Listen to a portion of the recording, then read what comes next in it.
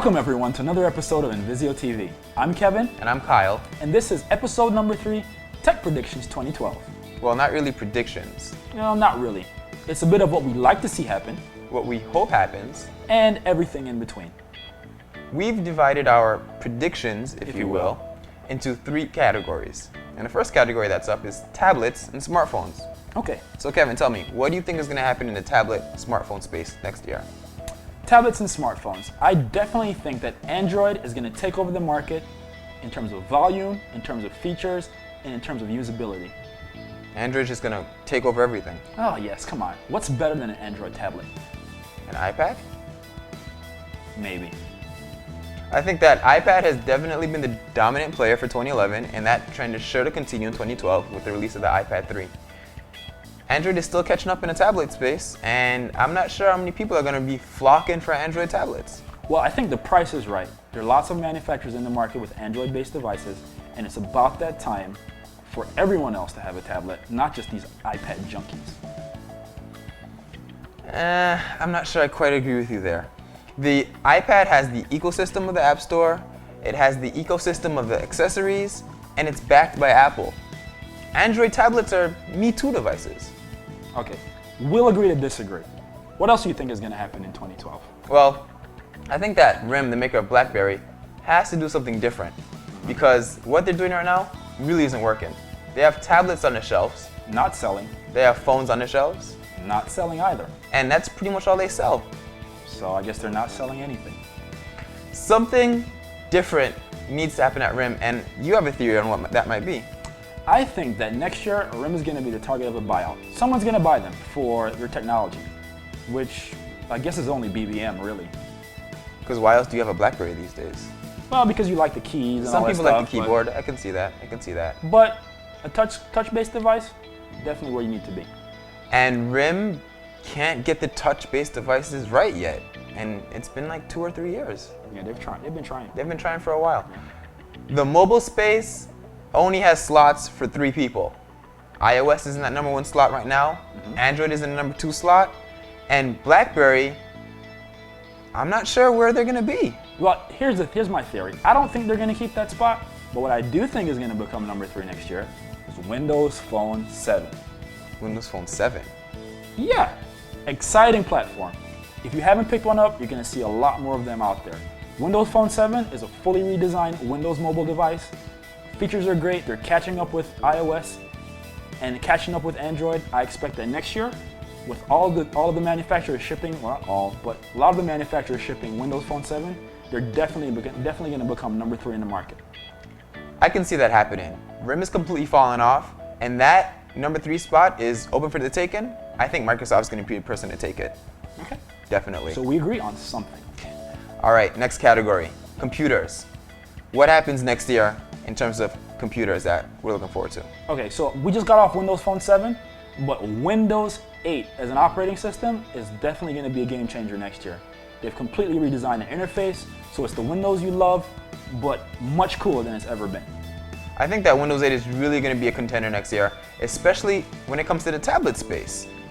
What Microsoft has done here is designed an operating system that can flow, if you will, from mobile to desktop fairly seamlessly.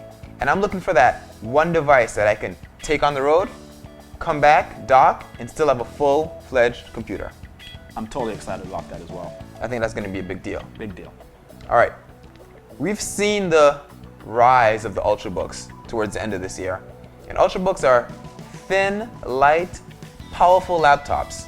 They're netbooks, part 2. I wouldn't call them netbooks part 2. They're like MacBook Airs for everybody else. So you don't want to spend $1,000 on a PC. I think that the prices are going to be right around $699, $799.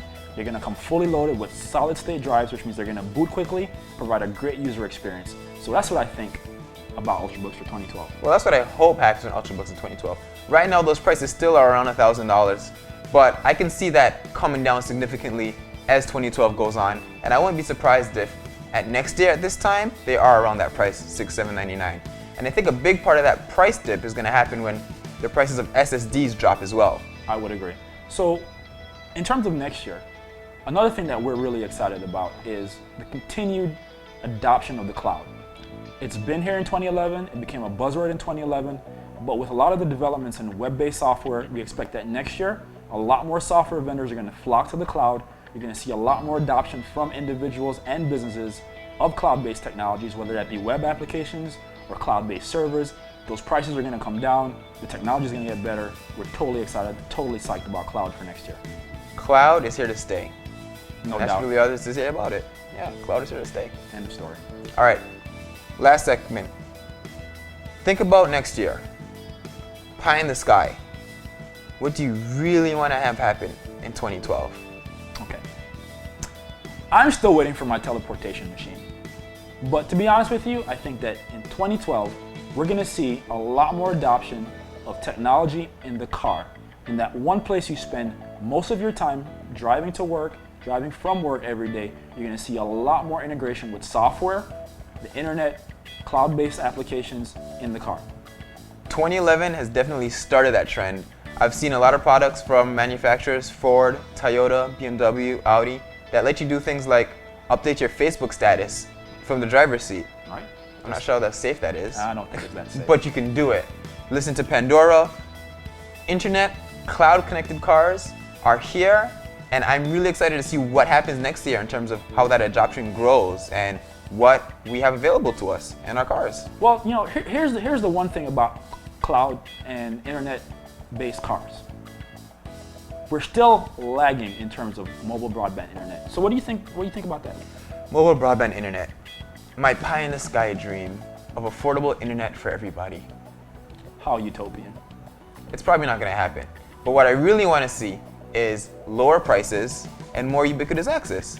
Because we're getting to the point where it's not just the techies that want internet on the go. Everybody needs it. To check email, to access work applications, to stream videos, Netflix, Hulu. Of course. And the prices definitely need to come down.